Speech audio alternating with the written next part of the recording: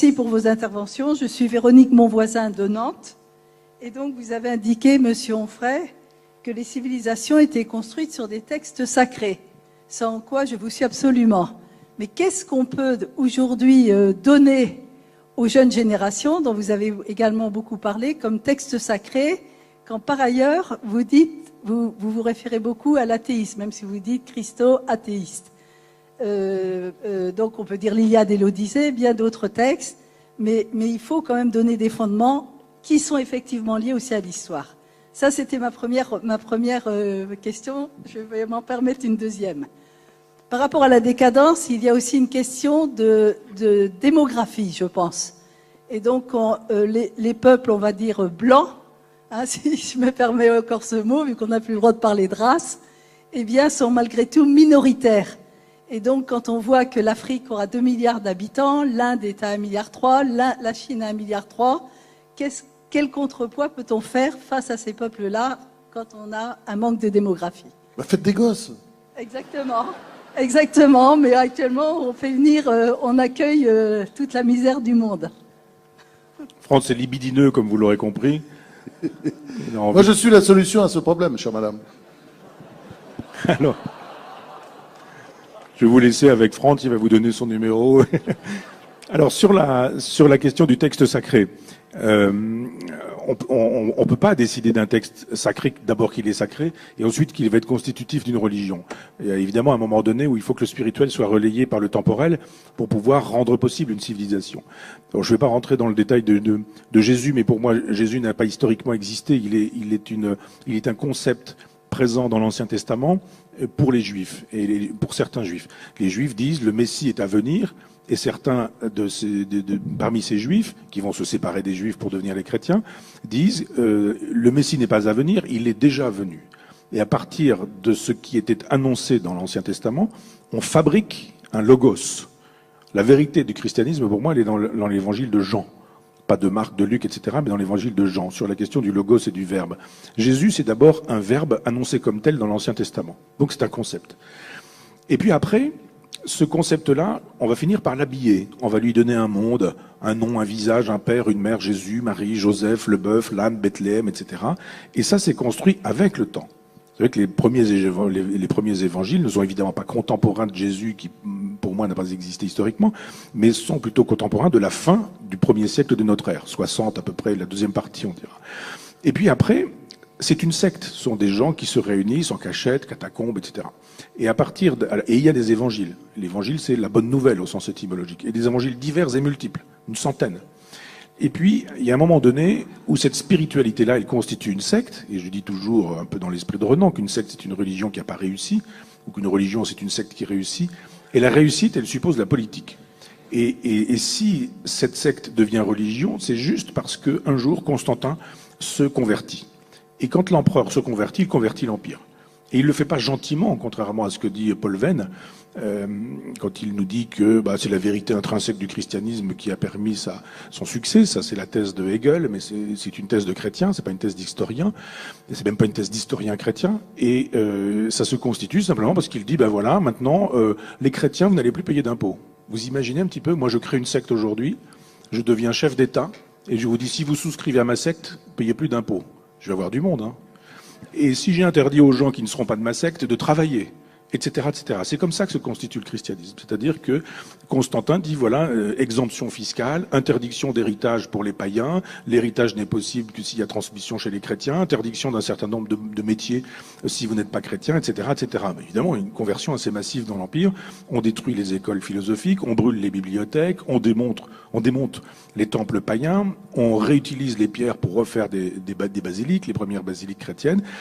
Et d'un seul coup, évidemment, on choisit un texte parmi la multiplicité des textes. C'est-à-dire que les évangiles dont on dit qu'ils sont synoptiques, du moins les 3 sur 4, ils le sont, nous dit-on, parce qu'ils sont susceptibles d'être lus côte à côte et qu'ils disent la même chose, ce que personne ne fait jamais. Parce que si vous prenez un épisode, la naissance, la crucifixion, la résurrection, je ne sais quoi, faites l'exercice uniquement avec un épisode des évangiles et lisez 3 des 4 évangiles, laissez de côté Jean, c'est le plus mystique et le plus philosophique. Et vous verrez qu'il y a des détails extrêmement importants qui diffèrent. le nombre d'apparitions de Jésus après sa mort, par exemple, le nombre de personnes présentes au pied de la croix, ou ce genre de choses, parce qu'effectivement, c'est de l'invention. Et puis un jour, on décide, voilà, 4 évangiles. Donc les autres évangiles, on dit qu'ils sont apocryphes. Et on garde ces évangiles, et ça devient un texte sacré. Donc vous voyez qu'un texte sacré, pour moi, c'est un texte historique, dont on a dit un jour qu'ils étaient sacrés. Le Coran, pour moi, est un texte historique. Pour les musulmans, c'est un texte sacré. Le Talmud est, pour moi, un texte historique. Pour les juifs, c'est un texte sacré. Donc vous disiez qu'il fallait un texte, et vous avez raison. Chez les Grecs, on peut imaginer que l'Iliade et l'Odyssée constituaient un texte sacré sur lequel a pu se fabriquer la Grèce hellénistique et ce qui a suivi de la Grèce hellénistique. Alors, aujourd'hui, on voit bien aujourd'hui que le Coran fonctionne comme un texte sacré, évidemment pour tous les musulmans. Aujourd'hui, quel texte sacré pourrait devenir, quel texte pourrait devenir sacré? On ne peut pas répondre à cette question-là, parce que on n'est pas encore dans l'heure où on va constituer un jour un texte dont quelqu'un nous dira un jour qu'il est le texte sacré devant lequel il faut se prosterner. Il y a du sacré particulier et subjectif. Il n'y a pas de sacré universel. C'est-à-dire que ce qui est sacré pour un juif ne l'est pas pour un catholique, qui ne le sera pas pour un musulman, encore moins pour un hindouiste ou pour un bouddhiste, qui lui aussi a ses textes sacrés. Donc on ne décrète pas le caractère sacré d'un texte, c'est l'histoire qui, dans son mouvement, va faire de telle sorte qu'un texte qui était un texte laïque, je dirais, devient un jour un texte sacré. Et on serait sûrement très étonné parce que de découvrir un jour, de lire aujourd'hui le texte qui va devenir le texte sacré d'une civilisation qui sera future ou postérieure, bien sûr. Ça, on ne le sait pas encore. Sur la question de et d'autres le sauront un jour. Après, on peut refaire des religions à partir de religions qui existent déjà. Il y a certains individus qui pensent même qu'il y a eu nombre d'hérésies, vous savez, après le christianisme. Enfin, on a appelé hérésie ce qui n'était pas devenu orthodoxe. Et ça devenait hétérodoxe. Mais si vous prenez une histoire des hérésies, c'est considérable. Dès que vous avez 2 chrétiens, vous avez quasiment une nouvelle secte. Et puis, alors ils croient pas ceci, puis ils croient pas cela. Vous avez la Sainte Trinité, ce que le Père est égal au Fils et au Saint-Esprit. Mais si le Père est Père, il ne peut avoir qu'une antériorité sur un Fils. Un Père, il arrive toujours avant son Fils, etc., etc. Des querelles comme ça considérables et des hérésies considérables. Et pour d'aucuns, l'islam est une hérésie chrétienne. C'est une hérésie chrétienne du désert qui a généré cette religion-là. Donc, on va pas rentrer dans ce débat qui est assez technique, mais c'est une position qu'ont certains aujourd'hui. Parce qu'évidemment, il y a des Corans, et puis à un moment donné, on décide qu'il y aura un Coran. Ça aussi, ce sont des choses qu'on ne dit pas, puisque les musulmans disent que le Coran est incréé. Donc c'est un jour Dieu qui parle à l'archange, à Mahomet par l'archange Gabriel, et ou à Raphaël, non Gabriel, et qui lui dit, c'est son nom chrétien ça, mais qui lui dit voilà ce que j'ai à te dire. Donc c'est Dieu qui parle. Si vous commencez à dire non, c'est pas Dieu qui parle, il y a eu 7 ou 8 versions du Coran à l'époque de Mahomet, c'est-à-dire au 7e siècle, et c'est par la suite qu'on va constituer un Coran. En disant le Coran, c'est ça. Et on le constitue avec d'autres Corans qui disent des choses diverses et multiples. Voilà pourquoi il y a des sourates contradictoires, des versets contradictoires, et des versets qu'on dit abrogeants, et des versets qu'on dit abrogés. Voilà pourquoi il faut faire de l'histoire. Alors, sur la deuxième question, Franz a raison, il faudrait faire des enfants. Mais c'est pareil, c'est comme le sacré, ça se décrète pas. C'est-à-dire que le jour où on invente la pilule, on invente la contraception, ou on invente l'avortement, quand je dis inventer, c'est en faire un phénomène de civilisation, on rend possible aux femmes, ce qu'il fallait faire, entendons-nous bien, la libre disposition de leur propre corps. Un enfant, si je veux, quand je veux. C'était le slogan des années féministes, et c'était un beau slogan. Et il se fait qu'à partir de ce moment-là, vous dites, moi, si je veux pas d'enfant, j'en fais pas. Et si je veux seulement 2 enfants ou un enfant, je fais un enfant ou 2 enfants. Voilà. Et c'est moi qui décide. Ma maternité est devenue laïque. C'est mon problème, à moi-même, éventuellement à mon mari et à moi, mais c'est une affaire privée, personnelle. On a en face de ça des civilisations qui, elles, pensent la question de la famille en termes religieux, sociologiques et pas seulement démographiques, mais qui pensent que faire des enfants, c'est être agréable à Dieu. Et on le voit bien, que la loi Veil, par exemple, ou même la loi Neuwirth, enfin toutes ces choses-là se sont faites contre le christianisme. Plutôt avec les francs-maçons d'ailleurs. Mais contre le christianisme parce qu'effectivement, les chrétiens ne sont pas théoriquement, pas pour la contraception, sinon la méthode Ogino, et évidemment pas pour l'avortement. Donc on voit bien que ce sont des lois, je dirais, anti-chrétiennes, de toute façon post-chrétiennes, qui font que la famille cesse d'être sacrée dans cette configuration. La preuve, c'est qu'aujourd'hui, on veut faire des familles avec 2 hommes, 2 femmes, des enfants achetés à des femmes pauvres qui vont louer leur ventre en Inde ou ce genre de choses. Donc on voit bien comment se constitue aujourd'hui la famille, avec des couples qui ont de l'argent. Ça coûte cher. 20 000, 30 000, 40 000, 50 000 euros pour acheter un enfant porté par une autre femme. Hein. Dans des civilisations comme celle de l'islam, c'est clair, la démographie est une question politique, qui est aussi une question théologique, qui est aussi une question religieuse. Plus vous faites d'enfants, plus vous êtes agréable à Dieu. Donc, quand Pierre Chaunu dit dans Histoire et décadence, il y a très longtemps, moi j'avais rendu compte de ça, j'avais 17-18 ans, avec ma directrice de thèse qui m'avait demandé de faire un article pour une revue, et je lui obéissais. Et quand j'avais lu Histoire et décadence, je trouvais quand même qu'il exagérait un peu Chaunu. J'avais pris des fiches très, très précises, et j'ai relu récemment mes fiches, et je me suis dit, mais il avait raison. Il parlait de peste blanche, lui, il était évidemment opposé à l'avortement, mais il dit, si on ne fait plus d'enfants, tous les peuples qui feront des enfants, démographiquement, seront dominants. Et c'est élémentaire. Si vous le dites aujourd'hui, vous passez pour un suppôt de Marine Le Pen. Michel Tribala, qui fait un très beau travail, le dit, ça. Elle dit très précisément qu'effectivement, vous prenez les taux de fécondité des judéo-chrétiens et puis les taux de fécondité des musulmans, et puis vous prenez en plus de ça les mariages mixtes, etc., c'est clair de faire une projection. On peut faire une projection. Et on peut expliquer ce qui va se passer dans 10 ans, dans 20 ans, dans 30 ans, dans 40 ans. C'est très clair. C'est de la science. Simplement aujourd'hui, c'est de l'histoire et c'est de la science. Ça, même avec un volant. Ça évolue, hein. Pardon ? Ça évolue. Oui, avec des volants éventuellement, mais ça indique les grandes directions. On se trompe pas sur les grandes directions. Interdit. Les statistiques ethniques sont interdites en France aujourd'hui. Comment voulez-vous faire de l'histoire ? C'est pas parce que vous avez dit qu'il y avait X% de musulmans en France que vous êtes islamophobe. C'est comme si vous dites qu'il y a X% de végétariens en France. Ça ne veut pas dire que vous êtes végétophobe. Ça veut juste savoir que c'est un chiffre qui vous permet de savoir des choses. Donc on voit bien qu'aujourd'hui, effectivement, la démographie est présentée comme une science de droite, d'extrême droite, voire une science fasciste, par tous ceux que j'appelle justement la fachosphère de gauche, là, qui estiment que dès qu'on tâche de penser le réel, on fait œuvre fasciste, où on fait œuvre qui fait le jeu de Marine Le Pen. Et le problème, c'est pas de savoir si on fait le jeu ou pas de Marine Le Pen. C'est pas pour moi l'horizon indépassable, Marine Le Pen. Ce qui est l'horizon indépassable, pour moi, c'est le réel. Quel est-il ?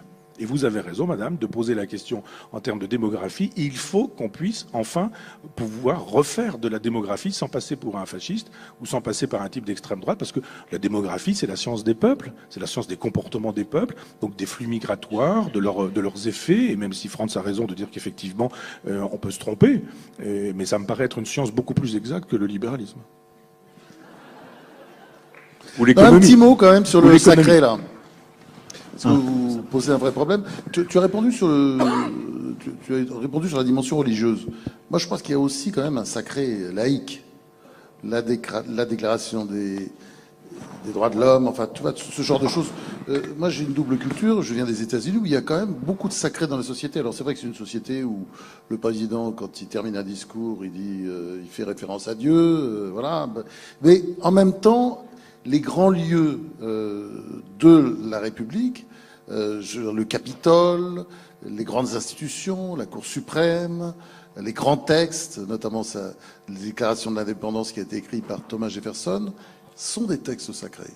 Et je pense qu'un des problèmes qu'on a en France, et là on retrouve le problème de la haine de soi, c'est le refus total de garder aucun sacré. Je veux dire, que ce soit dans le récit historique, que ce soit dans nos grands textes, on ne les connaît pas, on ne les enseigne pas, et c'est vrai qu'il n'y a pas la même révérence. J'avais un ami qui est mort il y a longtemps déjà, Norman Mailer.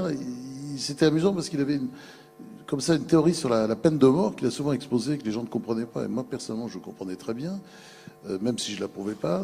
Lui, il était pour le maintien de la peine de mort. Il disait, il faut garder ça dans la société, du sacré partout. Lui, il appelait ça du sacré, et il disait, on l'appliquera jamais. Mais elle est là. Il faut rester.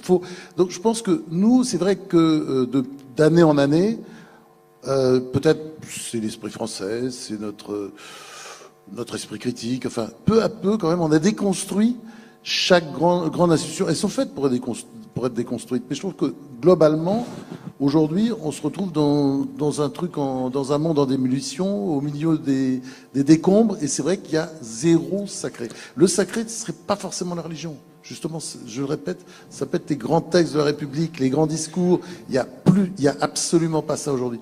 Il y avait ça autrefois. Je me souviens, moi j'ai appris quand j'étais au lycée, il y avait par exemple vraiment un décortiquage de la Déclaration des droits de l'homme. Et il n'y a plus ça, tout ça a totalement disparu. Donc je pense que le sacré, on peut le réintroduire si on s'aime un peu plus dans les prochaines décennies ou dans les prochains siècles, même si on est au fin fond de la décadence. A eu l'idée des crèches, d'allocations familiales ou d'indemnités de retraite, et même les auberges de jeunesse. Vous avez complètement raison, parce que ça fait 13 catholiques, ça fait pas beaucoup.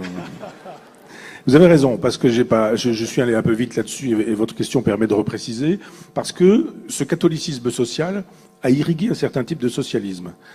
Et une gauche, en l'occurrence, que notre gauche jacobine a écrasée. C'est-à-dire que moi j'aime bien Lamennais, par exemple. Lamennais est quelqu'un que je lis avec plaisir, et un certain nombre d'autres socialistes chrétiens du 19e siècle qui pensent que Jésus était le premier socialiste ou le premier communiste, le premier partageux. Et en ce sens, il y a effectivement à réécrire une histoire du socialisme en dehors de Marx, parce que Marx disait en gros, il y a le mien, il y a mon socialisme qui est scientifique, et les autres, c'est socialisme utopique. Et il renvoyait là-dedans tous les socialistes utopiques, dont certains l'étaient vraiment. Fourier, par exemple, quand il nous dit qu'avec la Révolution, on transformera la mer en vaste étendue de limonade, c'est sûr que c'est peu probable que ça se réalise un jour. Mais justement, ce qu'on appellera plus tard les cathos de gauche, enfin ce catholicisme social qui sera revendiqué après par des cathos de gauche, vous avez raison, il a existé.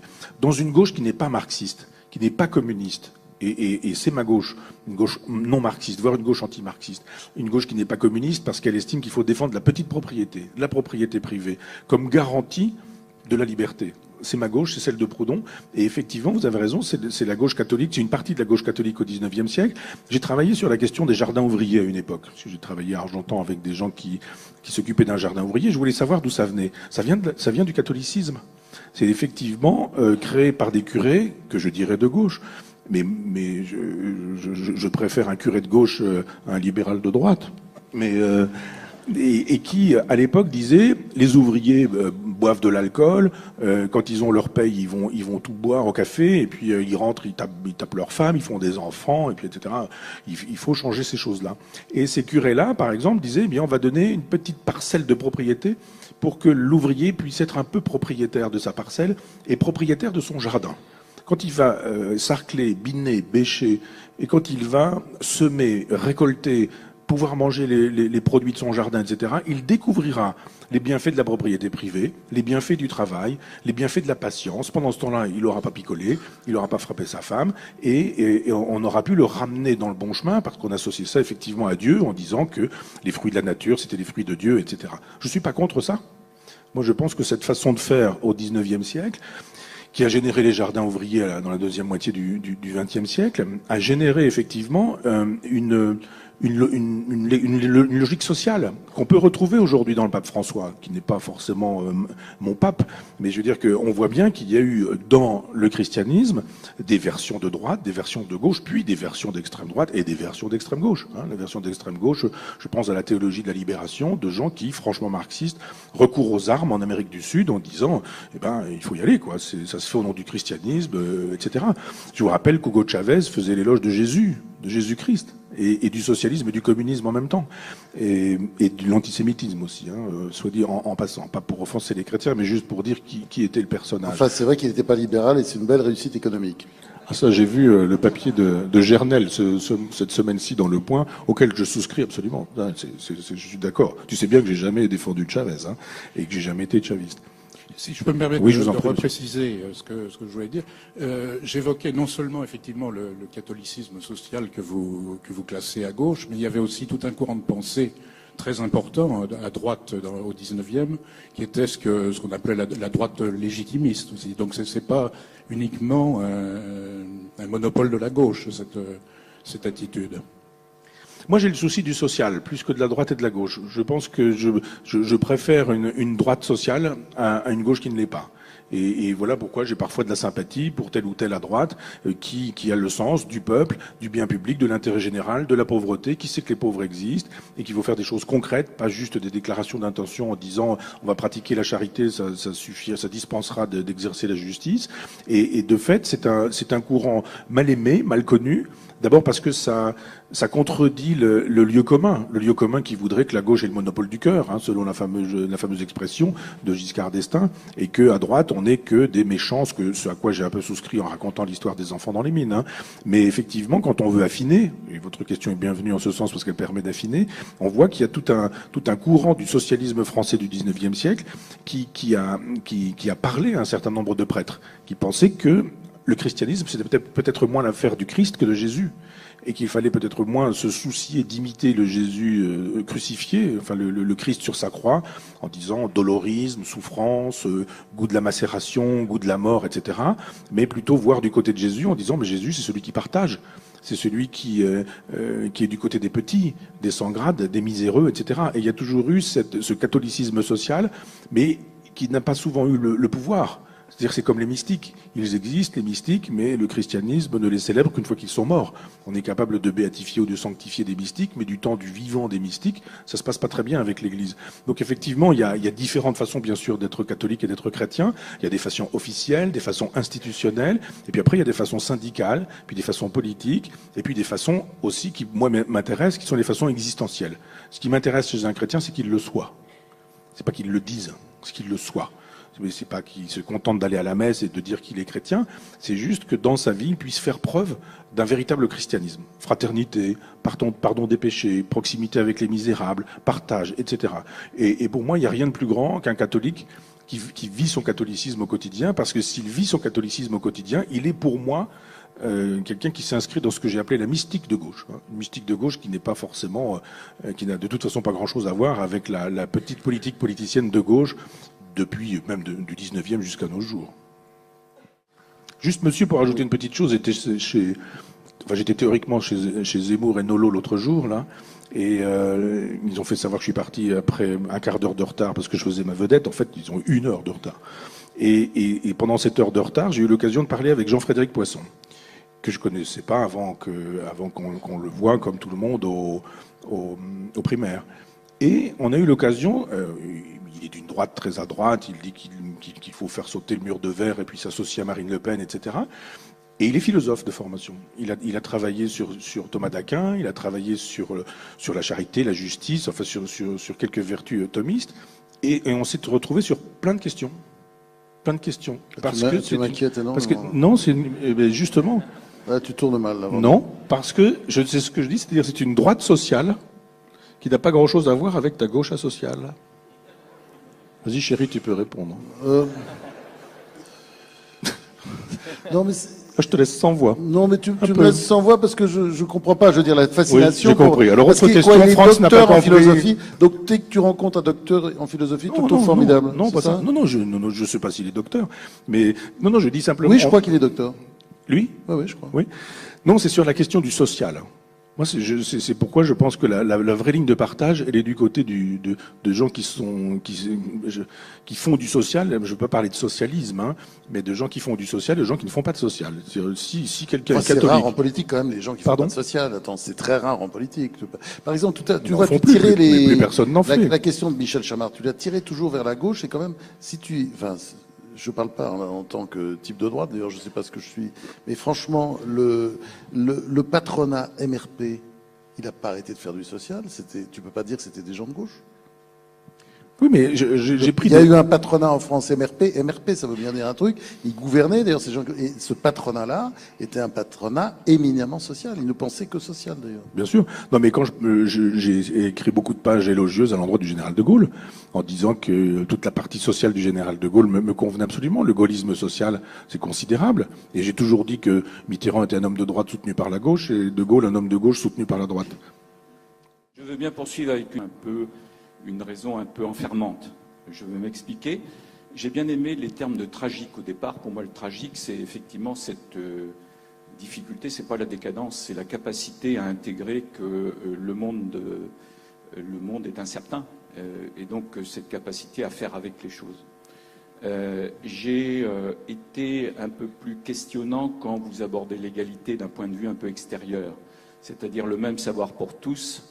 Ça risque de tomber dans une forme d'égalitarisme qui va favoriser certaines personnes qui sont, certains jeunes, qui sont dans une culture où on parle déjà le savoir à la maison et qui ont besoin un peu plus de familier, d'éléments un peu plus parlants, expérientiels, je dirais, pour par la suite monter en abstraction. C'est-à-dire qu'il n'y a pas forcément un sens pour apprendre. Il y a des sens et une multiplicité d'approches personnelles. Et là, j'en viens à la dimension personnelle.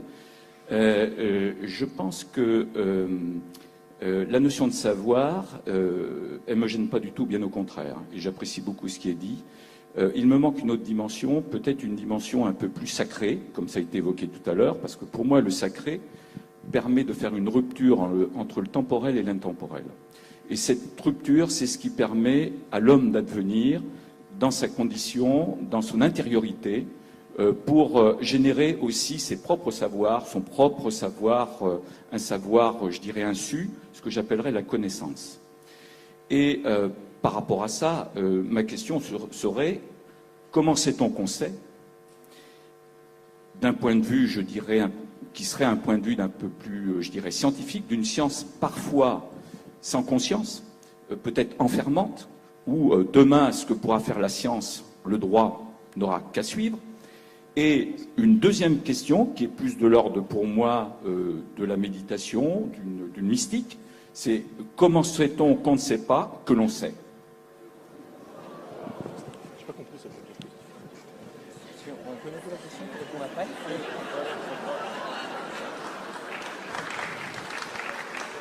Ne nous applaudissons pas. On va partir chercher Monsieur Socrate, qui va nous aider à répondre à cette vraie question, parce que c'est une question absolument fondamentale. Deux questions. Je ne plaisante pas, elles sont toutes les deux fondamentales. Ah oui. Bon, il nous manque Socrate ce soir, on va essayer de pouvoir, on va essayer de le remplacer. C'était la première, si j'ai bien compris, je veux dire, c'est la première interrogation qui m'a été soumise quand je suis rentré en seconde, qui était cette fameuse phrase sur laquelle tout le monde a planché, c'était « Science sans conscience n'est que ruine de l'âme ». Et je me suis dit, mais qu'est-ce que ça veut dire? Et en fait, elle me poursuit cette question-là, parce que je me suis dit, elle était majeure quand on me l'a soumise, alors que j'avais 14 ans, et que aujourd'hui, on comprend mieux ce qu'elle signifie véritablement. Et vos deux questions n'en font qu'une, et finalement, c'est la question de la transcendance, ou pas. Et question de la transcendance ou pas, parce qu'on tourne autour de la question du sacré. Et Franz a donné une définition extrêmement intéressante, parce qu'effectivement, elle permet de voir que il y a deux lectures des choses. Il y a une lecture transcendante, qui suppose que vous ayez une verticalité et qu'au haut de cette verticalité, vous ayez quelque chose. Certains appellent ça Dieu, d'autres appellent ça ce que l'on voudra, mais une transcendance qui fait que Nietzsche parlait d'arrière-monde. Et on a déjà ça chez Platon qui nous dit qu'effectivement, il y a un monde des idées, un monde intelligible, qui est plus vrai que ce monde qui lui est un monde d'illusion. C'est la fameuse allégorie de la caverne. Et Platon nous dit, là, tout ce que vous voyez, vous prenez ça pour du réel, c'est de l'illusion. La vérité de ce que vous prenez pour de la vérité qui n'est qu'une illusion, c'est que la vérité, c'est l'idée qui rend possible ce qui advient, ce qui est là. Et l'idée, elle est immatérielle, conceptuelle, impensable d'une certaine manière, ou peut-être uniquement pensable et pas autrement que pensable. Et il y a, à mon avis, une fracture, on parlait de ligne de fracture entre la droite et la gauche, mais aussi entre le social et le pas social, et il y a aussi une autre ligne de fracture, c'est ce qui fait qu'on est parfois commun et parfois pas commun et qu'on se diffère, qu'on diffère les uns des autres. Mais il y a une vraie ligne de fracture pour moi entre ceux pour lesquels la transcendance est une évidence et ceux pour lesquels elle ne l'est pas. Ceux pour lesquels elle n'est pas une évidence, c'est l'immanence. Et moi, je suis un immanent. C'est-à-dire, je pense effectivement que, et c'était aussi une phrase de Nietzsche, contente-toi de ce monde donné. C'est-à-dire, tout est agencement et affaire d'agencement dans ce réel et pas ailleurs. Ça veut dire que si on croit au sacré, Franz y croit, il vous a dit lequel, moi j'y crois, vous aussi probablement, et presque tout le monde dans cette salle aura probablement une définition du sacré. Je pense que ça doit se rassembler sous au moins deux lignes de force. Une ligne de force transcendante, et s'il y a une ligne de force transcendante, ce sacré, il est au-delà du monde. Et c'est ce qui donne sa vérité et son sens à ce monde. C'est Dieu, c'est la divinité, c'est le ciel qui est peuplé d'anges, d'archanges, etc., quelles que soient les formes qu'on puisse donner à l'ange, à l'archange, etc.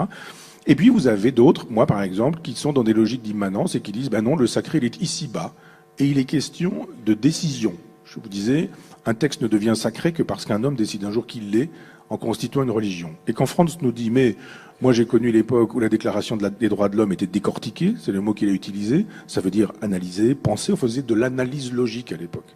Ça se fait plus aujourd'hui, mais moi quand j'étais à l'école, on appelait ça de l'analyse logique. Et quand j'y pense aujourd'hui, je me dis, mais c'est extrêmement intéressant de prendre un texte et de voir comment il fonctionne pour comprendre ce qu'il dit. Ce qu'il dit, ce qu'il nous dit, ce qu'il ne dit pas, ce qu'il rend possible, etc. C'est ça, faire fonctionner l'intelligence au sens étymologique. Et pour moi, c'est ça l'exercice de la raison. Vous disiez tout à l'heure que j'ai fait un usage de ce mot-là, et ça semblait vous gêner. Mais pour moi, l'exercice de la raison, c'est l'exercice de l'intelligence. Au sens étymologique, l'intelligence, c'est ce qui permet de mettre en relation ce qui a priori est sans relation. On a démarré, Franz et moi, cette discussion en disant que nous n'étions que dans l'instant présent et que l'instant présent ne permettait pas de faire fonctionner l'intelligence. L'instant présent, c'est un point. Et pour mettre en relation, il faut au moins 2 points, voire 3 pour commencer à faire un espace. Et à partir de ce moment-là, dans cet espace, vous pouvez faire fonctionner les choses et les gens qui entendront votre intelligence diront « Mais bon sang, c'est bien sûr, je n'avais pas vu ça avant lui ». Et vous avez de temps en temps des livres, des articles, des commentaires, des paroles. Et après ces livres, ces commentaires et ces paroles, vous dites « Mais oui, je n'avais pas compris ça ». Mais ça me paraît évident maintenant. Et donc ça, c'est le fonctionnement de l'intelligence, c'est le fonctionnement de la raison.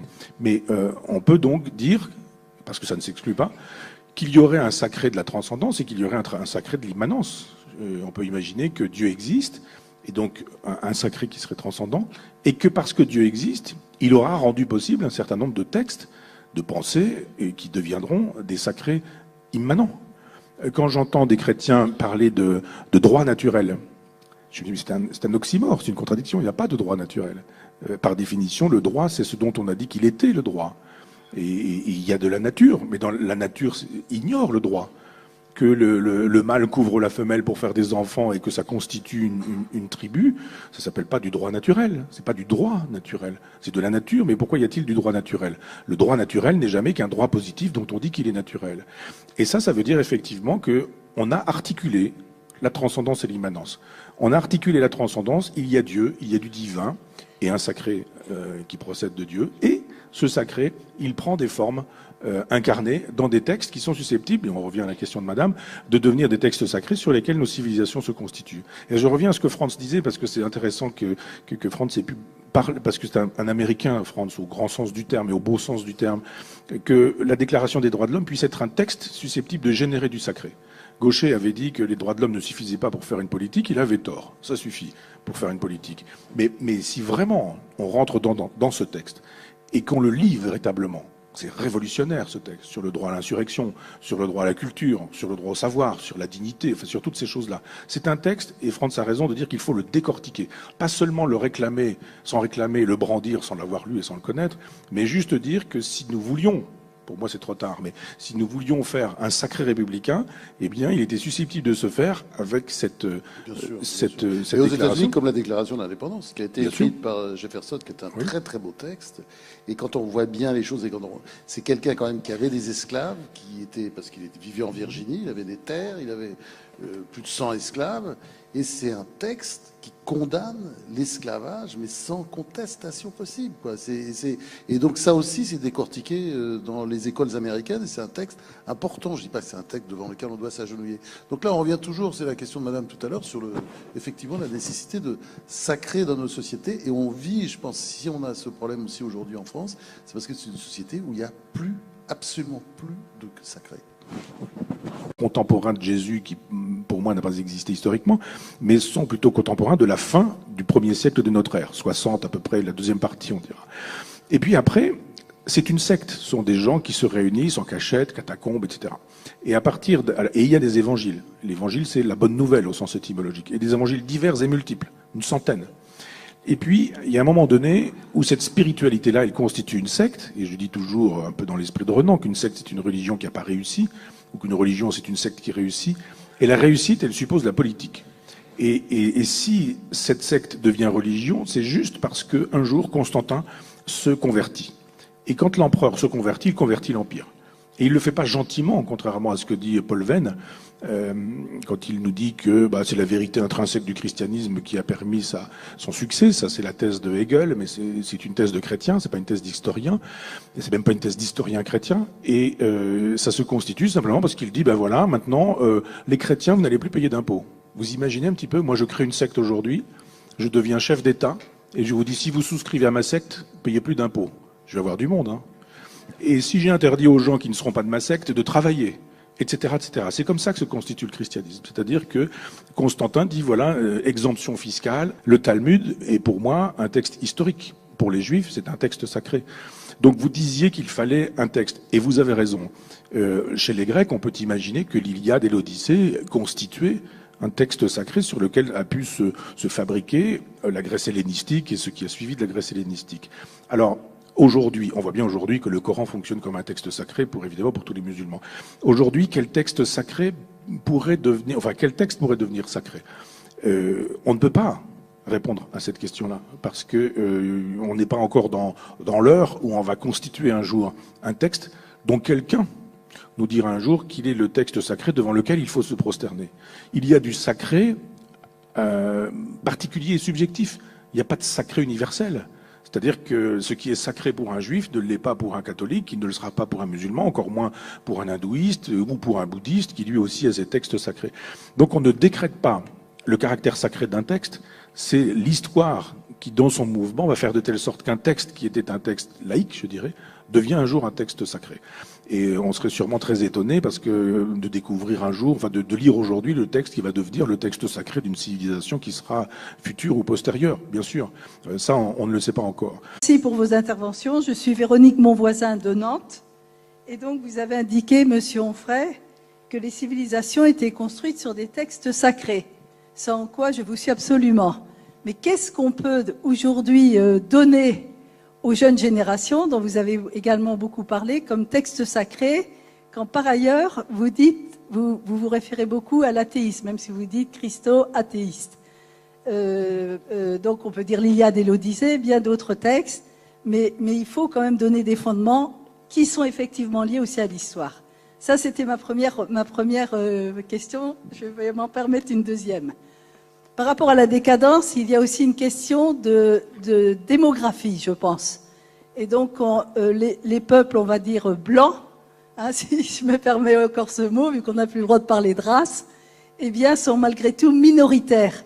Et donc, quand on voit que l'Afrique aura 2 milliards d'habitants, l'Inde est à 1,3 milliard, la Chine à 1,3 milliard, quel contrepoids peut-on faire face à ces peuples-là quand on a un manque de démographie? Faites des gosses. Exactement, mais actuellement, on accueille toute la misère du monde. France est libidineux, comme vous l'aurez compris. Interdiction d'héritage pour les païens. L'héritage n'est possible que s'il y a transmission chez les chrétiens. Interdiction d'un certain nombre de métiers si vous n'êtes pas chrétien, etc., etc. Mais évidemment, une conversion assez massive dans l'Empire. On détruit les écoles philosophiques, on brûle les bibliothèques, on démonte les temples païens, on réutilise les pierres pour refaire des basiliques, les premières basiliques chrétiennes.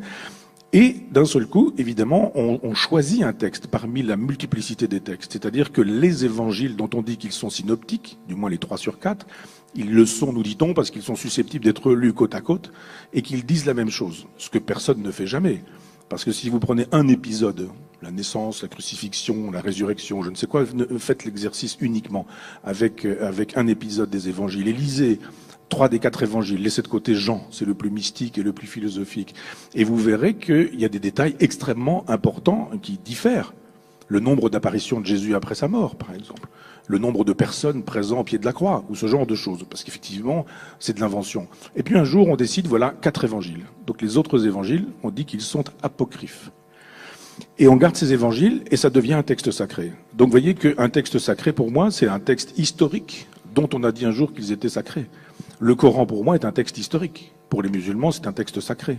Moi, je suis la solution à ce problème, chère madame. Alors, je vais vous laisser avec Franck, il va vous donner son numéro. Alors, sur la question du texte sacré, on peut pas décider d'un texte sacré, d'abord qu'il est sacré, et ensuite qu'il va être constitutif d'une religion. Il y a évidemment un moment donné où il faut que le spirituel soit relayé par le temporel pour pouvoir rendre possible une civilisation. Alors, je ne vais pas rentrer dans le détail de Jésus, mais pour moi, Jésus n'a pas historiquement existé. Il est un concept présent dans l'Ancien Testament pour les Juifs et pour certains Juifs. Les Juifs disent le Messie est à venir. Et certains parmi ces Juifs, qui vont se séparer des Juifs pour devenir les chrétiens, disent le Messie n'est pas à venir, il est déjà venu. Et à partir de ce qui était annoncé dans l'Ancien Testament, on fabrique un logos. La vérité du christianisme, pour moi, elle est dans l'évangile de Jean. Pas de Marc, de Luc, etc., mais dans l'évangile de Jean, sur la question du logos et du verbe. Jésus, c'est d'abord un verbe annoncé comme tel dans l'Ancien Testament. Donc c'est un concept. Et puis après, ce concept-là, on va finir par l'habiller. On va lui donner un monde, un nom, un visage, un père, une mère, Jésus, Marie, Joseph, le bœuf, l'âne, Bethléem, etc. Et ça, c'est construit avec le temps. Vous savez que les premiers évangiles ne sont évidemment pas